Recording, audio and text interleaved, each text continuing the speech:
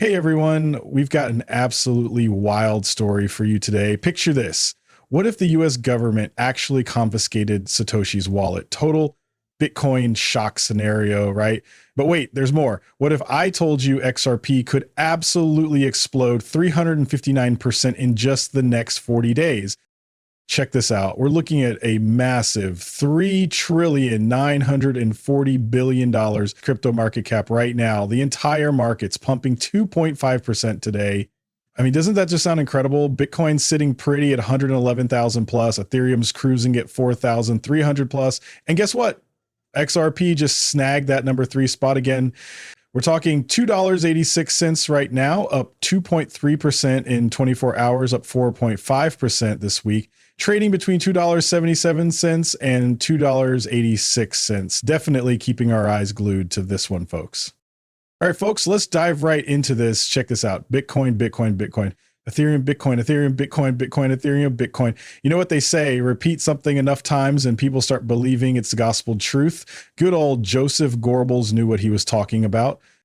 But here's the reality, everyone. Bitcoin's crushing it with 84% gains over the past 12 months. ETH, solid 48% returns. But XRP, holy smokes, we're talking 396% gains. Funny how they conveniently skip over those numbers, right? Makes you wonder why they're so quiet about it. Pretty fascinating if you ask me. Now here comes Jay with something absolutely incredible. I've got this amazing clip of Ripple's legal team in an interview, and they're talking about the absolute power of the XRP army and our fearless field general, John Dean. You've got to hear this.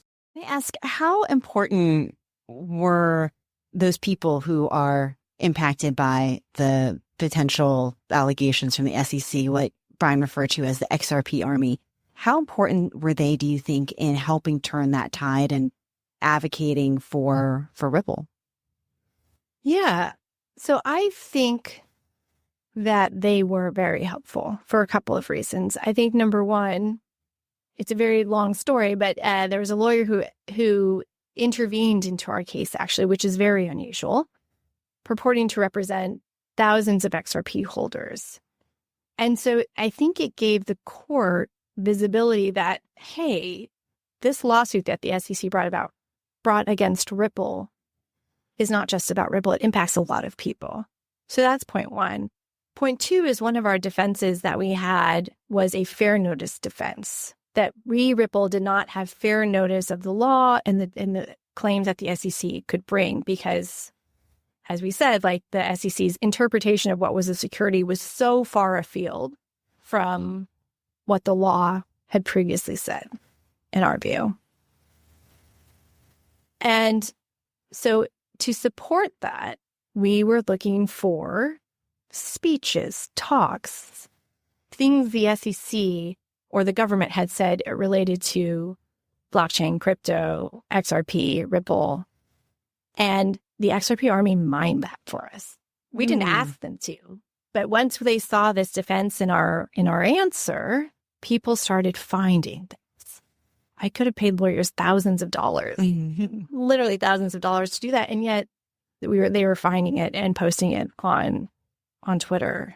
And that was tremendously helpful for me. Look, I think you're being way too humble here. I'm betting you saved millions, not just thousands. But hey, you're totally welcome because that's exactly what we do in this community. I'm sharing this story and putting it out there because, man, those were some seriously dark times for all of us. And you know what? We decided to fight back. I'm bringing this whole thing up because what we're diving into today about Bitcoin and possibly the Satoshi wallet getting seized by the United States. This is real serious stuff we need to talk about. This isn't some maxi attack, okay? Why not? Because we're not scared to dive deep into XRP's pros and cons.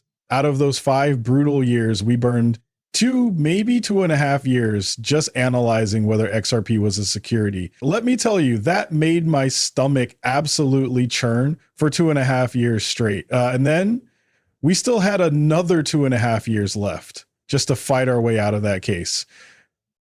We're totally cool with diving deep into both the good and the messy stuff about assets we're actually excited about. You know, take Ethereum, for example. We didn't just fanboy over it. We dug into all the sketchy parts too. The whole ETH gate situation. Yep, we covered that. The free pass drama, we went there. Even that whole CCP money trail with Wang Zhang and Vitalik Buterin. We're talking about all of it because this stuff actually matters, right? In those sky whale situations, we don't shy away from any of it. Same thing with Bitcoin. We're about to break that down for you right now too. Oh, and here's a crazy update for you. Bitcoin ETFs are now holding 7% of all Bitcoin that exists. Check this out. BlackRock's fund is absolutely crushing it with 746,810 Bitcoin under management. I mean, this is getting seriously crazy now. We're talking about 7% of all Bitcoin just sitting in ETFs. Now, picture this for a hot second. What if we had 19 ETFs for XRP? Wild, right? But hold up, let's dive into what we really need to discuss here. We've got this insane Bitcoin shock scenario brewing. I'm about to show you guys a 2-minute and 40-second clip so you can see exactly what these experts are suggesting. Trust me, you're going to want to hear this. Today, we're jumping into something really fascinating. A thought experiment, actually. One that touches on mystery, power, and the very idea of trust in technology. It really does. It's about Bitcoin, but maybe not in the way people usually talk about it. Exactly. So imagine this scenario. You wake up tomorrow, you're scrolling, maybe Twitter, maybe somewhere else, and bang. There it is. What is it? A verified post from an account that's been dead silent for over a decade? And it just says 3 words. I am Satoshi. Wow. Okay. Just picturing this. Yeah, creator of Bitcoin. Can you imagine the absolute pandemonium? Oh, absolutely. Chaos doesn't even begin to cover it. News channels would be falling over themselves. Analysts totally scrambling. And the crypto markets, forget swinging. They'd either go supernova or just crater. Depending on the next words. Right, precisely. Yeah. The global impact instantly would be, staggering. It would be seismic, no question. And, the money side, the price, that's obviously huge. But what's really interesting, I think, is that it goes way beyond just the price charts. Yeah. For a lot of people, Satoshi isn't just some programmer. No, it's more like... It's an idea, right? Yeah. A symbol. Almost this mythical figure representing decentralization, power outside of the usual systems, governments, banks. That's a great way to put it. A symbol. So the real question becomes, if that myth, that powerful symbol, suddenly gets a human face again, does Bitcoin lose some of its magic? Does the return of the creator actually undermine the creation? That's the core of it, I think. That's exactly what we want to unpack today, because this idea of a truly leaderless system, peer-to-peer, it's so fundamental to Bitcoin's whole identity. It is. So it's not just if Satoshi came back, but how they came back. What would that even look like? What if Satoshi returned and wanted to take control? Right. The power play scenario. Yeah.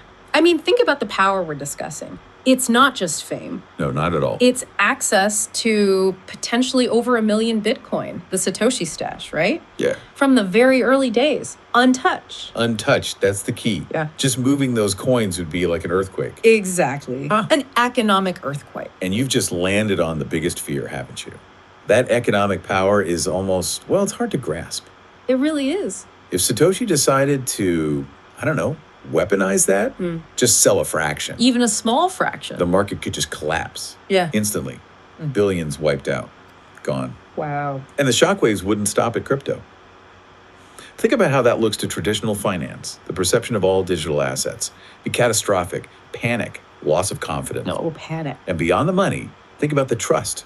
The community trust that's been built up very carefully over all these years. And it could just evaporate. Completely. Bitcoin's whole selling point is decentralization. No CEO, no board, no single point of failure. That's the core feature. Right. If suddenly, boom, a central figure steps in trying to pull the strings, it just guts the whole premise. It attacks the philosophy that drove Bitcoin's growth in the first place. It's a genuinely scary thought. If you believe in that decentralized ideal, you can almost feel the collective shudder online. Definitely. You know who's behind Bitcoin? Putin. It's a Ruski conspiracy to fuck up the American economy and the world. It's a long-range plan he started 7-8 years ago. He's going to see the demise of the Western financial world while he's still the head of Russia. He's going to be there long enough.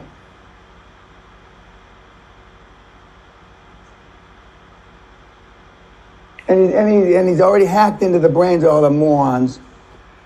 You. And there you have it, my friends. That is the $1 million question right there. Look, we've been asking this same thing for ages now. That's exactly why we rolled up our sleeves and did some serious digging. And guess what we discovered? According to Homeland Security, there are actually 4 different Satoshis out there. Wild, right? Here's the kicker, though. All the other government agencies, they know this too, but they're all just pretending like they have no clue whatsoever. I mean, come on. Isn't that just mind-blowing? So here's where things get really interesting. If we're totally off base about Homeland Security and these 4 Satoshi they supposedly talk to in the States, then we're looking at Satoshi being in North Korea instead. So where's this crazy rabbit hole lead us next? So look, they keep calling it digital gold. And okay, I get that argument, but here's the thing. This stuff didn't get mined from some mountain somewhere. It's literally just code. And guess what? Someone actually created it. Actually, more than someone, because Homeland Security straight up told us there were 4 people behind this whole thing. So here's my big question. When are we going to get some real answers here? I've been saying this forever and I'm sticking to it. If they don't come clean about who Satoshi really is, and if the US government, specifically President Trump and his team, who I genuinely believe care about this country and its people more than anyone, if they actually let Bitcoin become part of our strategic reserves without that disclosure, then folks, we're looking at a government psyop, plain and simple. You heard it here first. Because here's what I know about President Trump. This man would absolutely never put our country's security on the line by letting some mystery factor just hang out there. Never. And if you're investing in this stuff right now, I got to ask you something real quick. What are you thinking? Are you absolutely certain you've got the right amount of skin in this game? This is seriously the question we all need answers to, people. It's not going away. Now, I want to show you something that's going to blow your mind. Check this out. Christian Carlo at XRP Las Vegas 2025 just dropped some knowledge that you absolutely need to hear. Listen to this. As I was able to share with the president, some members of his council, of the cabinet, an idea for taking something old and making it very new. So in our U.S. Constitution, in Article 1, Section 8, there is a provision called letters of marque and reprisal, by which Congress can authorize the president to deputize the private sector to wage war on our national enemies. And that provision was used in the War of 1812 when President James Madison authorized a sailor by the name of John Paul Jones to raid British shipping and to basically steal back the cargoes and the seamen that British sailors were taking from the American merchant marine.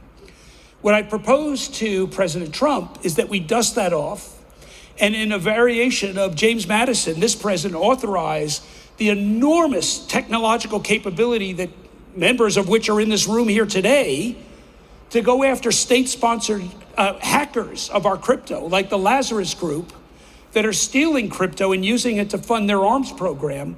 Well, let's go steal that crypto back, and let's use it to fund our crypto stockpile and our crypto reserve, right? Let's do it. You know, my dad told me when a bully took me on in school, he said, you know, the thing that you need to do with a bully is punch him in the nose. Well, let's go punch North Korea in the nose. All right, here we go. And that's exactly why we're digging into this question the same way we've been asking for over 2 years. Could XRP actually be a security? The exact same approach we took when we questioned Ethereum's downsides, the same energy we brought to Bitcoin's analysis. Look, this isn't some maxi hit job. We've put our own investments under this same microscope, folks.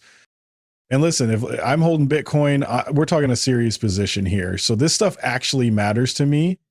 And here's the thing, I've said this before at my place.